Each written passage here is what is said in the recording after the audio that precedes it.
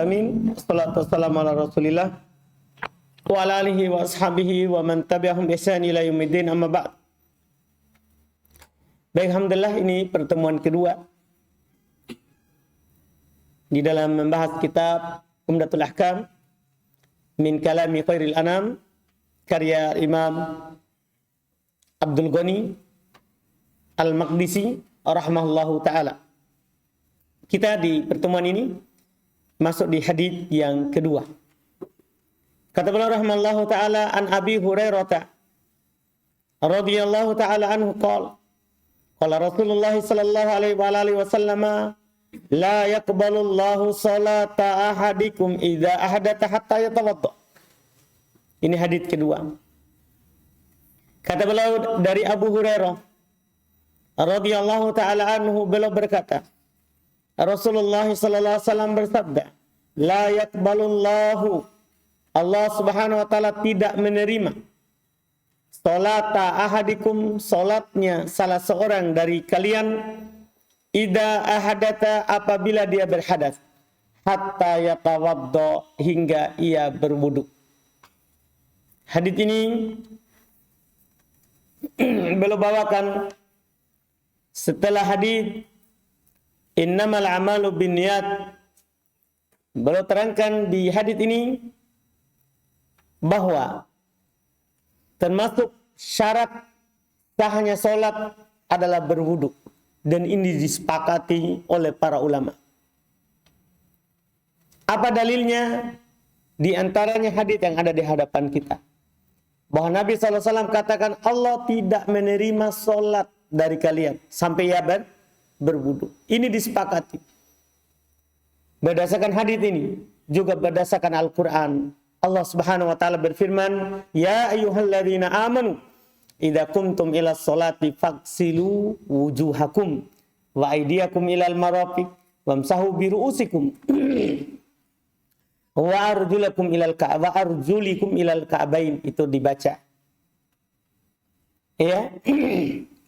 Dibaca juga dalam ayat itu, wa arjulakum ilal ka'bain. Nanti ada fikihnya, akan kita dapatkan di kitab-kitab yang lebih tinggi lagi. Menjelaskan ayat ini, Allah Subhanahu wa taala menjelaskan bahwa orang-orang beriman, apabila kalian hendak berdiri salat, maka cucilah wajah kalian, tangan sampai ke siku, usaplah kepala kalian, dan kaki sampai mata kaki. Allah perintahkan untuk berwudu. Maka ini ia menunjukkan bahwa syarat sahnya salat itu adalah dengan berwudu. Kemudian juga karena di dalam hadis, di dalam kitab ini beliau tidak menyebutkan nawaqidul wudu. Di dalam kitab ini beliau tidak menyebutkan pembatal wudu, maka di sini juga kita singgung. Karena tadi ada dikatakan idza ahdatsa, apabila dia berhadas. Ini kata Nabi SAW ini apabila dia berhadas, ini menunjukkan bahwa pembatal wudu itu adalah hadas. Pembatal wudu itu adalah apa? Hadas. Hadas kecil ataupun hadas besar. Maksudnya air kecil ataupun air besar itu dinamakan hadas. Kan itu dinamakan apa? Hadas. Dan secara umum para ulama rahimahumullah taala bersepakat bahwasannya semua yang keluar dari salah satu dua jalur, yaitu di bawah ini, apakah jalur depan ataupun jalur belakang, untuk paham ini ya Wahyudi ya, semua yang keluar dari salah satu dari dua jalur ini di bawah, apakah dari depan ataupun dari belakang, itu secara umum membatalkan wudu. Kalau yang biasa keluar itu tidak diragukan. Yang biasa keluar itu tidak diragukan, dia adalah pembatal wudu. Maksudnya yang biasa keluar itu adalah kencing, air besar, darah haid perempuan, atau yang tidak biasa keluar, itu juga secara umum membatalkan wudu. Seperti yang tidak biasa keluar apa? Muntah dari bawah atau dari atas, saudara? Ini kita berbicara yang di bawah. Iya. Iya. Di mana keluar muntahnya antum? Hah? Apa? Oh gitu ya. Hah? Muntah lain. Muntah tidak membatalkan wudu. Muntah tidak membatalkan wudu. Dia cuma membatalkan sholat. Maksudnya saat sholat muntah, batal sholatnya. Tapi tidak membatalkan apa? Wudu. Ini yang membatalkan wudu. Ini yang jalur di bawah. Apakah lewat depan ataupun lewat belakang. Yang biasa keluar, tidak ada masalah. Demikian pula yang tidak biasa keluar, tapi kadang keluar. Juga kalau ada membatalkan wudu. Seperti kentut. Biasa. Kentut itu biasa. Setiap hari antum kentut. Iya kan? Itu biasa. Yang tidak biasa. Dut. Apa dut? Cacing. Itu kan tidak biasa keluar. Jadi kalau ada cacing keluar dari situ, tiba-tiba nongol, keluar, maka batal wudunya. Itu maksudnya yang tidak biasa. Demikian pula apa? Kerikil kecil.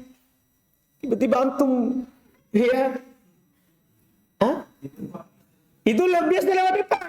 Batu kencing namanya. Iya kan? Tiba-tiba keluar kerikil dari depan. Ya kan? Maka apa ini?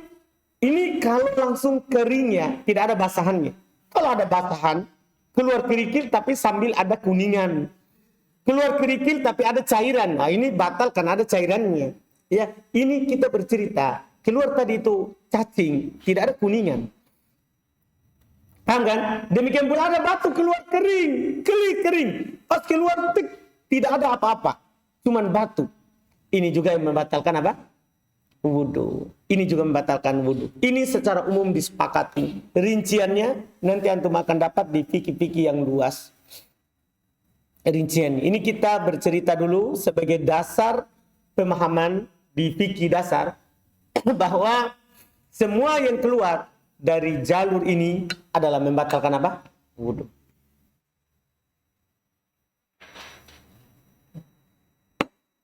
Selesai hadis kedua. Kemudian hadis ketiga. Kata beliau rahimahullah, An Abdullah bin Amr bin Al-As wa Abi Hurairah wa Aisyah radhiyallahu taala anhum. Maksudnya hadis ini dari banyak sahabat. Qalu qala Rasulullah sallallahu alaihi wasallam wailul lil aqabi minan nar. Masya Allah. Dari Abdullah bin Amr bin As.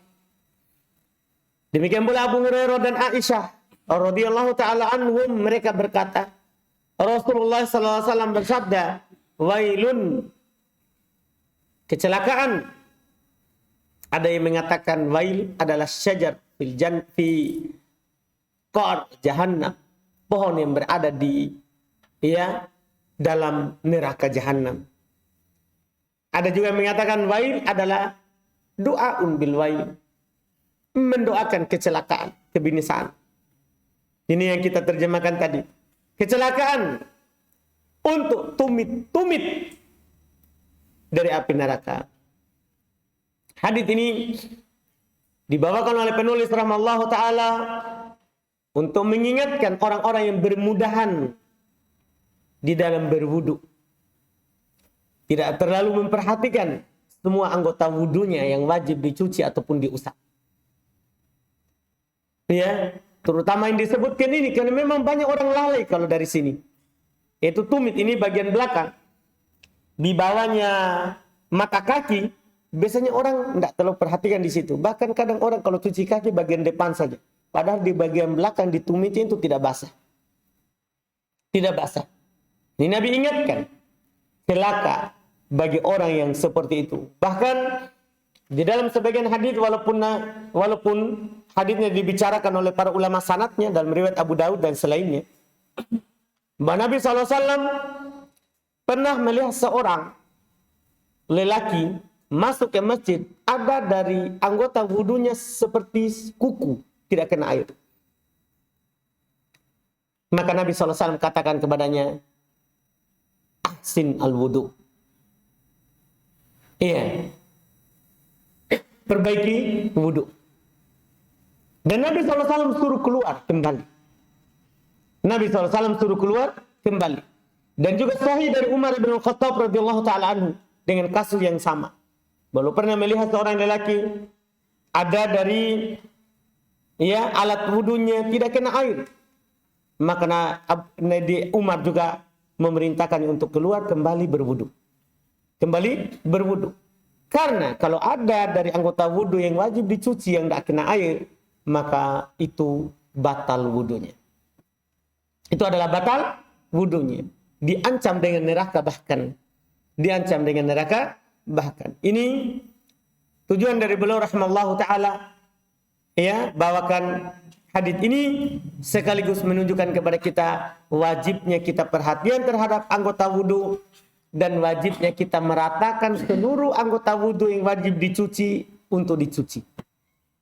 Misalnya tangan, wajah, kita diperintahkan dalam Al-Quran untuk mencuci wajah.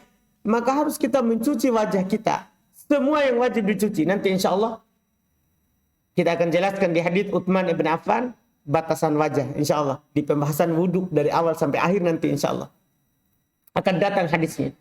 Dalam mencuci tangan, kita disuruh cuci tangan sampai ke siku. Wajib kita cuci sampai ke siku.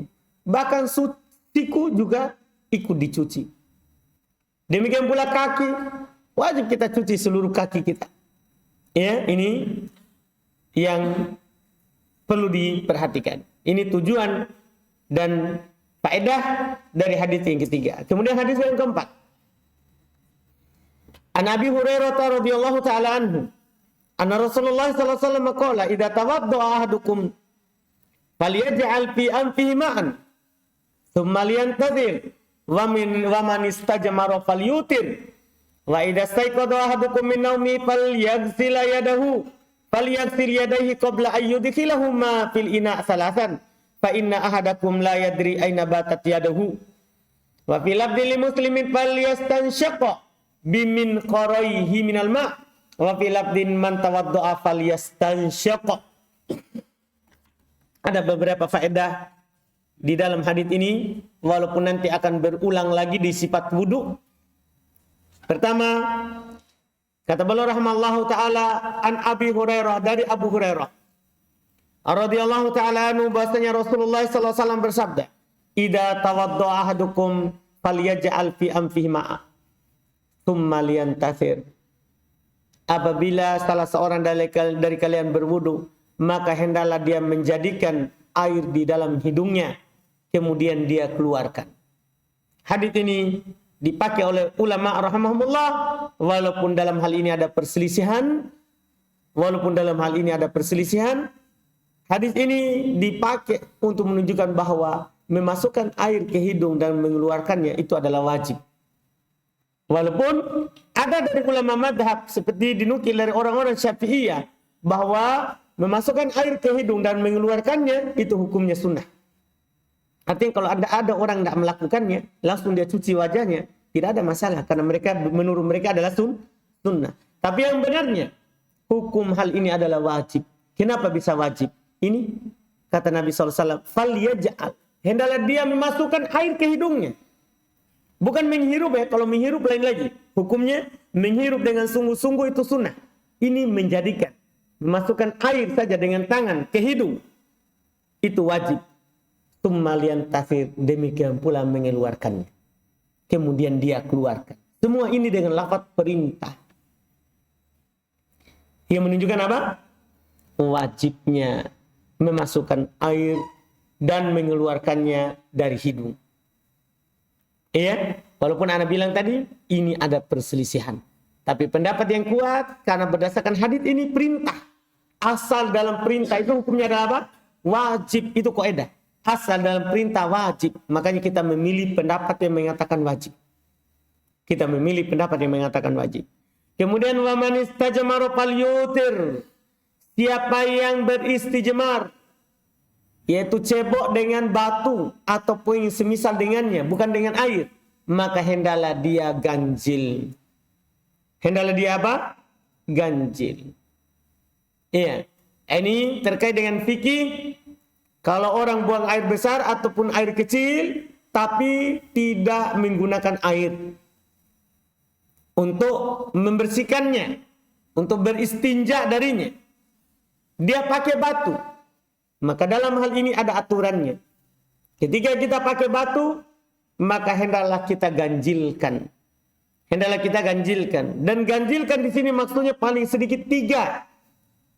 Kan ada dalam hadis ada dalam hadis Salman Al-Farisi, Nabi SAW melarang untuk beristijmar kurang dari 3 batu. Kurang dari 3 batu. Boleh 1 batu tapi batunya punya 3 sisi yang bisa dipakai. Paham kan? Ini ketentuannya. Hendaklah kita witir, ganjilkan. Dan paling sedikitnya 3.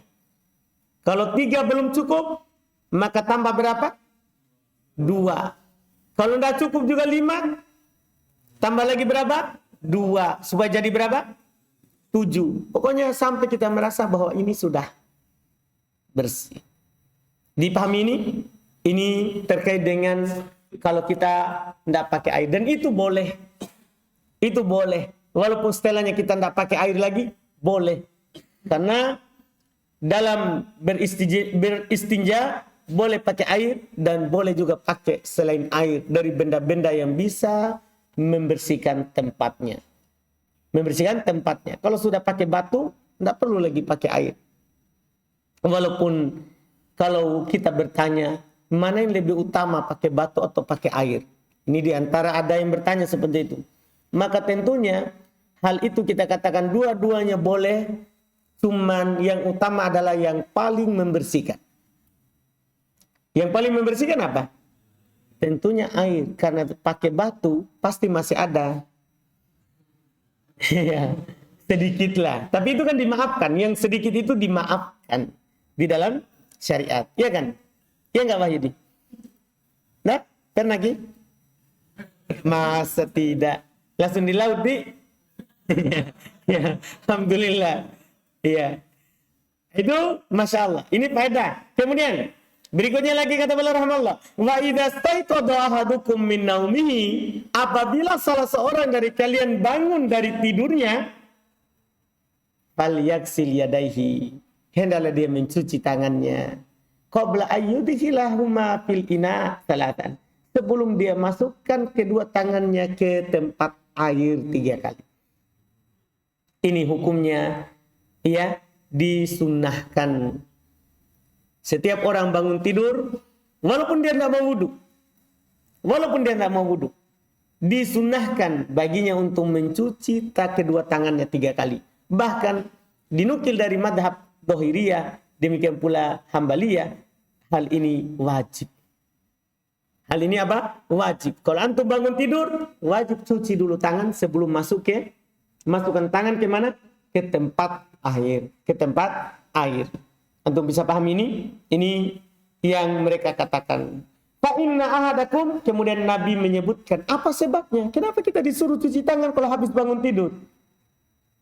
Kata Nabi SAW, ilahnya, sebabnya, fa inna ahadakum, sungguh karena salah seorang dari kalian la yadri aina batat yaduhu, tidak mengetahui di mana tangannya bermalam. Iya kan? Iya kan? Kalau kita bermalam tidur, kita tidak tahu tangan itu kemana. Betul nggak? Ada kisah yang disebutkan oleh guru kami, Syekh Muhammad Bamusa. Ada seorang yang mengatakan, saya tahu tanganku bermalam. Ya, maksudnya dia menentang hadis. Saya tahu tanganku bermalam. Akhirnya dia bermalam suatu malam. Allah Subhanahu wa taala nampakkan kalau dia tidak tahu. Ini disebutkan dalam kitab Suratul Iqab, liman khalafa sunnata wal kitab. Cepatnya siksaan bagi orang menyelisih sunnah dan kitab Al-Quran. Jadi dia langsung waktu itu bermalam. Ternyata dia bangun, tangannya sudah masuk ke pantatnya. Di lubangnya. Ini apa ini? Cepatnya itu siksaan. Kan dia bilang saya tahu. Ternyata dia bangun, tangannya sudah di lubang pantatnya. Dia tidak tahu tentunya. Nah, ini menunjukkan bahwa ini Nabi ucapkan dengan wahyu. Apa susahnya? Kita imani saja, percaya. Kalau bangun tidur, cuci tangan. Jangan langsung makan. Ini walaupun dah wudu. Kan dah harus wudu. Kalau wudu tentunya harus. Iya, memang kita disunahkan untuk mencuci tangan sebelum wudu. Walaupun kita dah wudu. kita dianjurkan untuk mencuci tangan. Ya, sebelum kita berbuat. Karena ya, Masya Allah, kita tidak tahu saat tidur kadang kita kuping, kadang hidung, kadang garu. Yang belakang, garu yang depan. Tiba-tiba bangun tidur langsung ambil bakwan. Masya Allah. Kan susah. Iya, ini hikmah syariat itu besar. Ini anjuran. Ini anjuran, Masya Allah. Alhamdulillah. Kemudian kata beliau rahimahullah wa fi lafdhin li Muslim. Dalam lafaz Imam Muslim, falyastansyaqa, yaitu kembali menegaskan untuk masukkan air ke hidung. Falyastansyaqa bimin kharaihi minal ma. Hendaklah dia memasukkan air ke dalam pangkal hidungnya. Bahkan seperti itu. Disebutkan dalam hadis yang lain, kenapa bisa? Karena syaitan itu bermalam di sini, di dalam lubang hidung. Karena syaitan itu bermalam di dalam lubang hidung. Ini wa fil lafdhin, dan dalam lafaz wa man tawaddu'a falyastansyiq. Maksudnya lafaz yang tadi itu umum. Kalau kita bangun tidur umum, kita disunahkan untuk mencuci tangan kemudian kita masukkan air ke hidung. Itu umum. Dalam lafaz dikatakan man tawaddu'a. Ini dalam berwudu. Siapa yang berwudu falyastansyiq. Hendaklah dia apa? Melakukan istinsyaq. Istinsyaq apa artinya? Memasukkan air ke hidung. Kalau istinsar, lawannya mengeluarkan. Jadi ada dua ya. Ada istinsar dan ada istinsyaq. Kalau istinsar, mengeluarkan dari hidung. Kalau istinsyaq, memasukkan ke hidung. Memasukkan ke hidung. Semua ini sama tadi menegaskan bahwa di dalam berwudu kita diwajibkan beristinsyaq. Memasukkan air ke hidung, demikian pula mengeluarkannya. Demikian pula mengeluarkannya. Kemudian hadis berikutnya lagi, hadis kelima. Kata beliau rahimallahu taala, faedah singkat saja ya. Nah, singkat kan? Enggak apa-apa kan? Iya. Bisa lebih luas lagi, tapi itu saja. Yang penting antum pahami dulu makna hadisnya. Kata beliau rahimallahu taala, Nabi Hurairah radhiyallahu taala anhu, anna Rasulullah sallallahu alaihi wasallam qala la yabulanna ahadukum fil ma'id da'im alladzi la yajri thumma yattasilu min. Wali muslimin la yattasilu ahadukum fil ma'id da'im wa junub. Kata beliau rahmallah dari Abu Hurairah radhiyallahu taala anhu, Rasulullah sallallahu alaihi wasallam bersabda, jangan sekali-sekali salah seorang dari kalian kencing, buang air kecil di air yang diam, yang tidak mengalir, kemudian mandi di dalamnya.